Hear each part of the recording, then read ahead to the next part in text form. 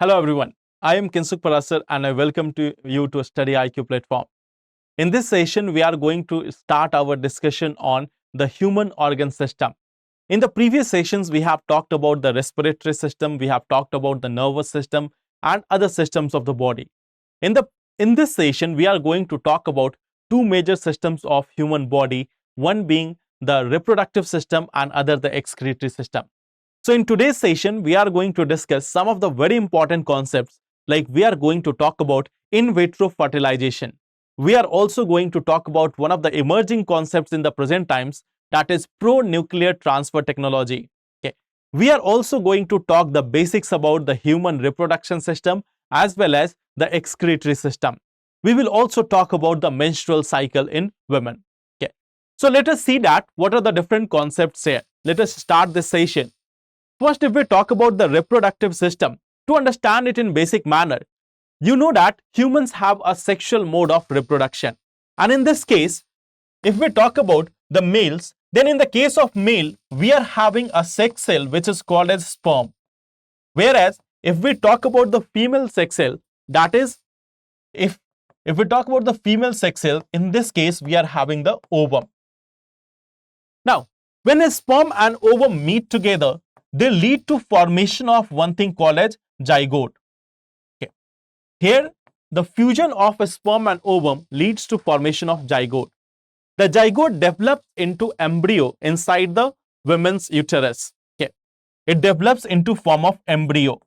And from embryo, now there is a confusion among people that what is called fetus, what is called embryo, okay, what is the zygote.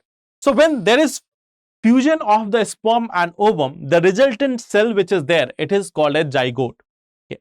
And when the zygote further starts to develop, it forms multiple cells, then it is called as embryo. Okay. And when the embryo starts to develop, when the signs, when the body appearances are very much clear, when the body parts have grown, like the hands of the baby, like the other organs of the baby, if it becomes visible, then that embryo is called as fetus. Then that embryo is called as fetus. So first of all, there is formation, there is this sperm cell and ovum cell. They are the sex cells of the male and female respectively. They meet together to form the zygote. The zygote forms into embryo and then the embryo develops into fetus. The fetus then finally develops in the form of full-fledged baby, and then the delivery process takes place. Okay. So this is the process of the basic system of reproduction in human. Okay. Now, if we talk about it, in the part of human, we have to also discuss about a very important concept which is called as the menstrual cycle in women. Okay. If we talk about this menstrual cycle, in women, what we see that it is a cycle of around 28 days. Okay. And what exactly happens here? Basically, in the case of male, the sperm cells can be generated at any point of time. But if we talk about the female sex cell, the ovum, it is released once in a period of 28 days. Yeah. Now, you will find that first of all, there is formation of a hormone called as estrogen. You know that this estrogen is basically being released from the ovary. Yeah. So when this estrogen is released, then it leads to the thickening of the lining. It leads to the thickening of lining of the womb, okay, of the uterus or the womb. Okay. Then at mid of the cycle, okay, this cycle goes in a period of around 28 days. So in the mid of the cycle, there is release of a ovum, or there is release of the egg cell which is called ovum. Now if this ovum, if this egg cell or the ovum is meeting with sperm in the fallopian tube in the women reproductive system, then it can lead to formation of zygote. But if the egg cell is not meeting with any sperm cell, then what would happen that now it will start to wither away. Now it will start to break down or decompose. And at the same time, the lining which has been thickened at the uterus, it will also start to decompose or wither away. Okay. It will also start to break away from there. Okay. And this breaking away is finally resulting into the periods or the menstrual cycle, when there is a period of heavy bleeding which is observed in women. Okay. So the menstrual cycle is a complete cycle of 28 days. What happens? First of all, in the beginning, there is release of the estrogen. It helps in the thickening the lining of the womb. Why it is happening? Basically, it is preparing the uterus in order to carry the child, or in order to carry the embryo which will be formed. But when it gets the information that no such fertilization is there, no such formation of zygote is there, then it starts to wither away, then it starts to decompose, which is seen in terms of heavy bleeding. Okay. So this ovum is released once, whereas the sperm cells can be released at any point of time in the male reproductive system. Okay. Now, there is a process of reproduction which we call as in vitro fertilization method. So what exactly happens here? See, in some of the women, it may happen that the oviducts which are there in the female reproductive system, they may be obstructed, and it can prevent the sperm from mating with the ovum. And in this case, the fertilization cannot take place. So in vitro fertilization, what actually happens that you can see it. Basically, first of all, there is ovarian hyperstimulation. Okay, ovary is stimulated in order to release the ovum. Okay, the egg cell. The ovary gland is stimulated in order to release the ovum or the egg cell. Then there is retrieval. Then there is retrieval of the ovum. Okay, and once it has been done, the egg and the sperms, they are prepared together, they are fertilized together in the labs. Okay. Now, due to their fertilization, there will be formation of this zygote. Now, this zygote is not immediately transferred into the women's uterus. Okay. This zygote is normally for a period of a week, it is again being put into the lab only. Okay. It is kept into the lab under suitable condition so that they can form the embryo. Okay. And once it has been fertilized, once the egg has been fertilized, the embryo has been formed in a period of about 1 week, then the embryo is transferred into the uterus. Okay. So this entire in this in vitro fertilization, first what is done? We have this ovarian hyperstimulation so that there can be release of ovum cells from the ovary. Okay. Once the ovary is released, it is again being extracted or retrieved from the female reproductive system. Okay. Once it has been done, then the egg and the sperm cells, they are also fertilized together. Okay. It leads to formation of the zygote and then formation of embryo. Okay. So it is not immediately transferred but kept in lab for a few days or for a period of 1 week, and then after, this embryo is transferred into the female reproductive system, into the ovary again, into the uterus again. Okay. And then there can be development of the child inside the mother. Okay. So in vitro fertilization, it is also called as test tube baby. Okay. But test tube baby doesn't mean that baby will be entirely developed in a test tube. No. The embryo formation or the zygote formation takes place in the case of a test tube or in the labs. But all other processes takes place in the uterus of the mother. Okay. So this is the in vitro fertilization method. Then there is another technology which has been getting quite limelight right now. There is one thing called Pronuclear Transfer Technology. Okay. So in this case, there are multiple approaches, and one of the approaches there, like suppose that we have got sperm and egg of a male and female respectively. They will form the zygote. Okay. Now suppose that, first of all, we have to understand that why this pronuclear transfer technology is there. See, the pronuclear transfer technology is used to eliminate the chances of transfer of hereditary diseases from one generation to another generation. And most of the time, it is being done in order to eliminate the chances of transfer of hereditary diseases from the maternal family in the child, okay, or from the mother into the child. You may think that why just the maternal family? Why it is just helping for the maternal family? Why not for the paternal family?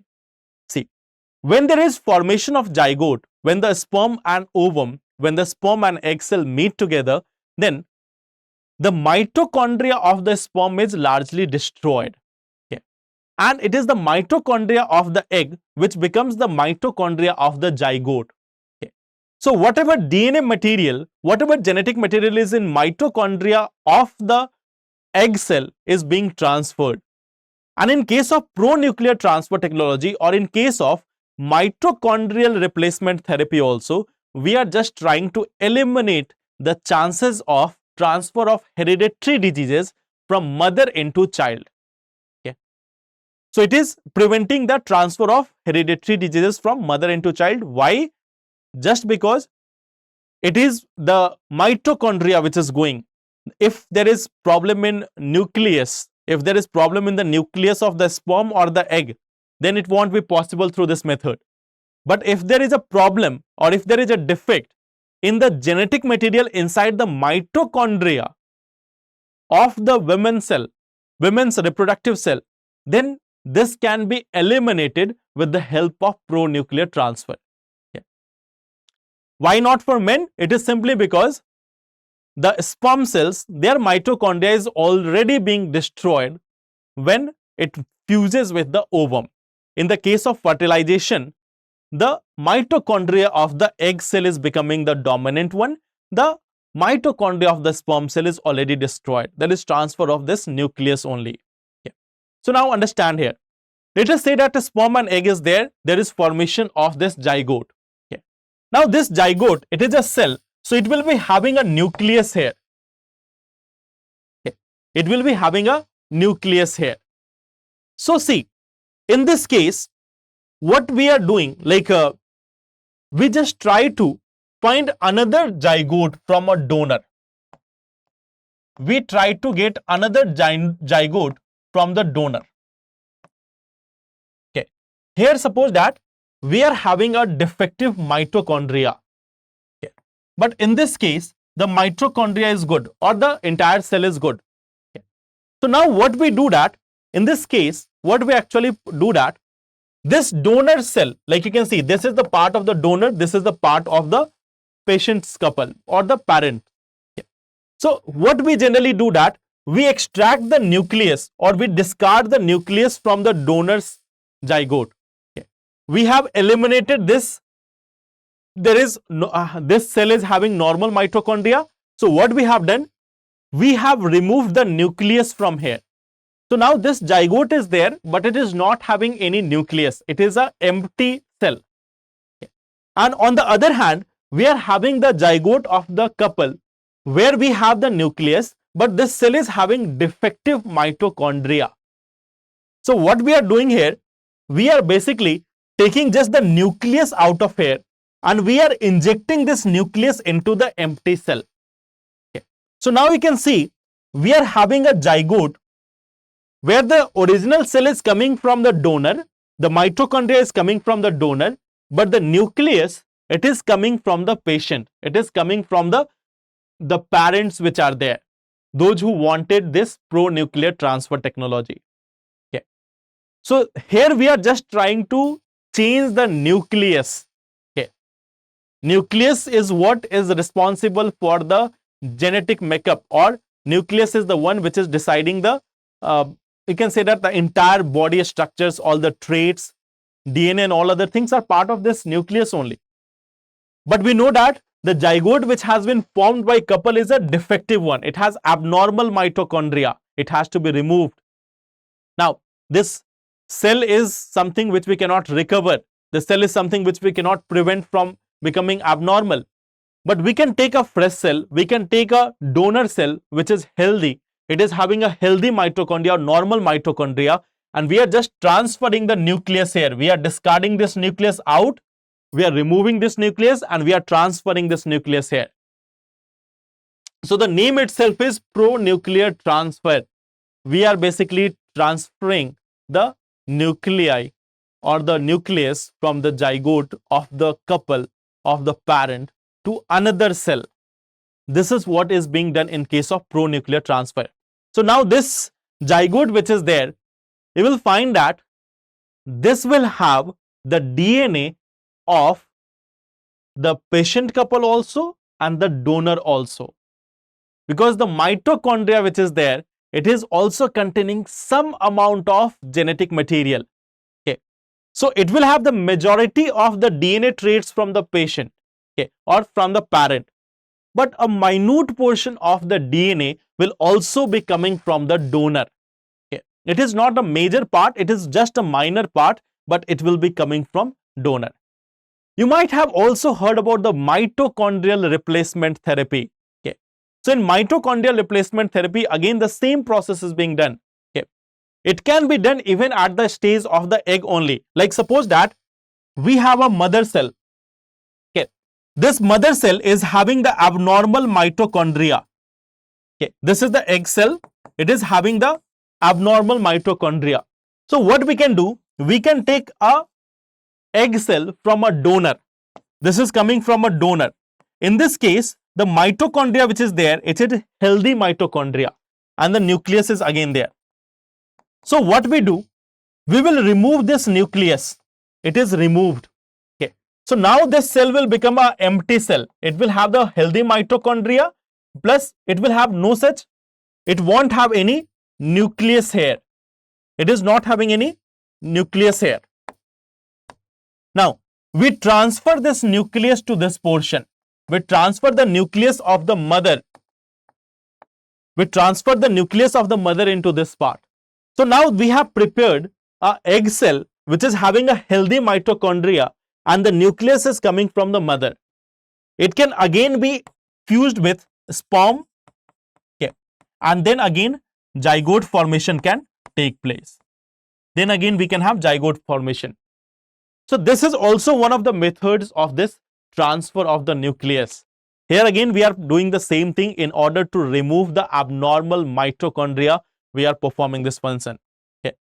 So mitochondria, which is responsible for passing off some genetic disease, can be eliminated in this method of pronuclear transfer or mitochondrial replacement therapy. Okay. You might be hearing about the term three-parent baby. So three-parent baby is basically related to this concept only, where we are performing this transfer of the nucleus. Okay. Three-parent baby. It is having some traits, some DNA materials from a third person also, from the donor also. Okay. So that is what we call as pronuclear transfer. Okay. Now, so that is part of our reproductive system. We have seen that in the human reproductive system, we have got humans are performing sexual mode of reproduction. We have the male sex cell which is called as sperm, female sex cell which is called as ovum. When they fuse together, they lead to formation of ovum. The ovum develops into zygote. Then the zygote forms embryo, and the embryo finally results into fetus. Embryo is just dividing of the cells. It is a tissue-like structure. It is dividing. Okay, but fetus is a well-developed body structure. So that is the difference between embryo and the fetus. Okay. Now there is also one thing, menstrual cycle. We have seen that it is a cycle of 28 days. In the case of women, one egg cell is released per month or per 28 days. And during this period, if the egg is not utilized or if egg is not fertilized, then in that case, there is also this, we can say that degradation of the egg or withering of the egg cells, along with withering of the lining which has formed over the uterus, which has formed over the womb of the woman's body. Okay. Now this withering away of that cells or tissues or lining over the uterus along with egg cells is what is seen in terms of menstruation cycle. Okay. What is seen in terms of periods. Okay. So that is the reproductive system. Then we have talked about IVF, in vitro fertilization. In the case of in vitro fertilization, we have seen that again, in the case of certain women, if there is a problem of, in the case of women, or it can happen like if the male sex cells are not that much, are not having that much potency to reach to the fallopian tubes, then also it can be performed. Okay. So it can be in both manner. Okay. Now, there is one thing. In case of in vitro fertilization, we have seen that the sperm and the ovum is fertilized in the lab. From there is formation of zygote and then embryo. Once the embryo has been formed, it is planted back into the uterus where the child can develop, okay, where the fetus can develop and it can result in development of child. Okay. So that is in vitro fertilization. Then we have talked about the pronuclear transfer. We have seen how the nucleus is being transferred from the donor, nucleus is removed from the donor, and in the donor cells, the nucleus of the couple is, or the parent couple or the patient couple is transferred.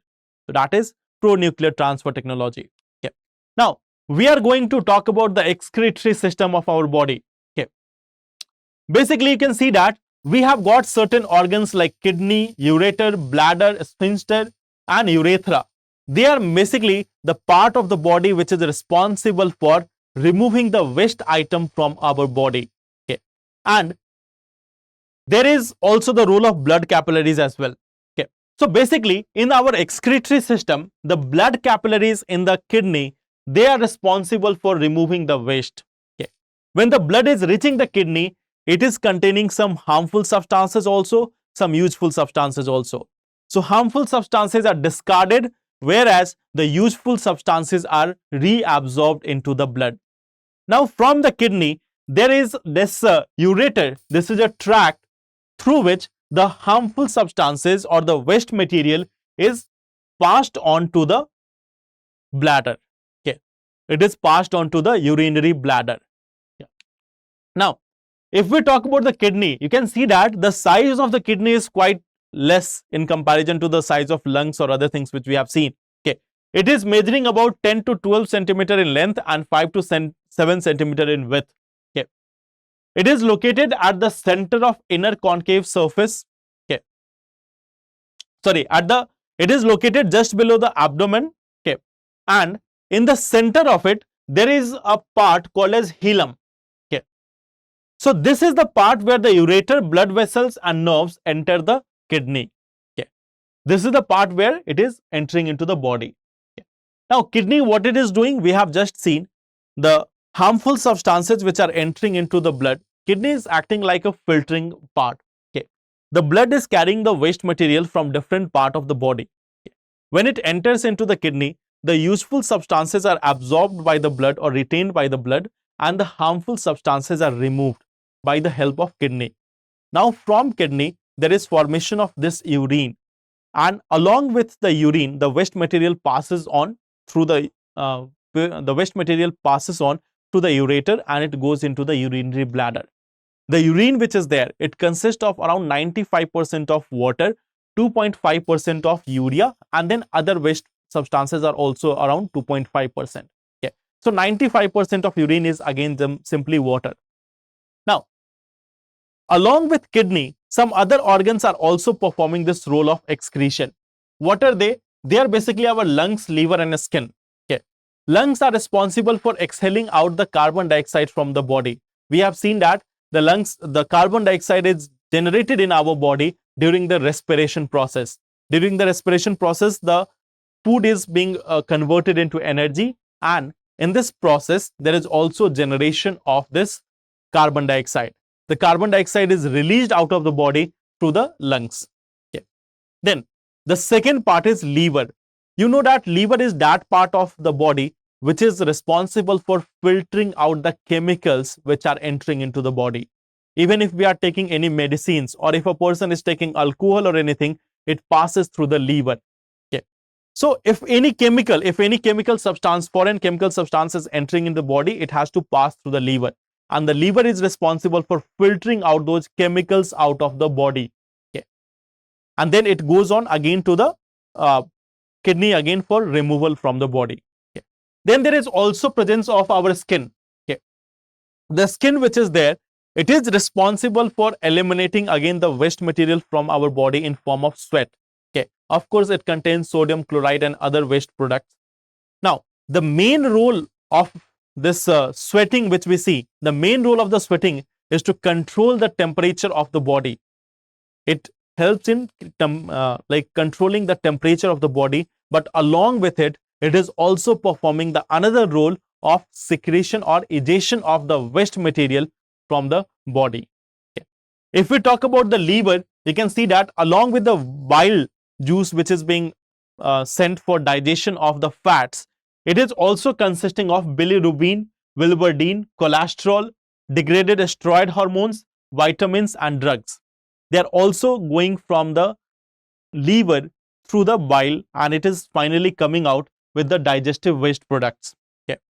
So they are also helping again in part of the excretion from the human body. Okay.